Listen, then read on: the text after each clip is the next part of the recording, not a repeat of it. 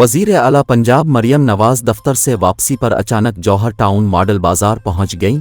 Stalls का मुआयना किया, फल और सब्जियों की रेट लिस्ट चेक की, किराना स्टोर्स पर चीज़ों के नर्ख भी मालूम किए। ख़वातीन ने फलों के नर्ख ज़्यादा होने की शिकायत की।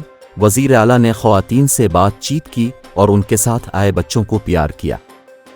इस मौके पर मरियम नवाज ख़वातीन से घुल मिल गईं। उनसे दरियाफ्त किया कि रमज़ान में क्या बना रही है। एक बुजुर्ग खातून ने वज़ीर आला को मुखातिब करते हुए कहा, लोग आपके साथ हैं क्योंकि अवाम के मसाइल एक औरत ही समझ सकती है। वज़ीर आला का कहना था कि गरीब आदमी का ख्याल रखने के लिए ही आई हूँ। एक बुजुर्ग खातून ने केला, खरबूजा और दीगर फल अचानक महंगे होने की शिकायत की।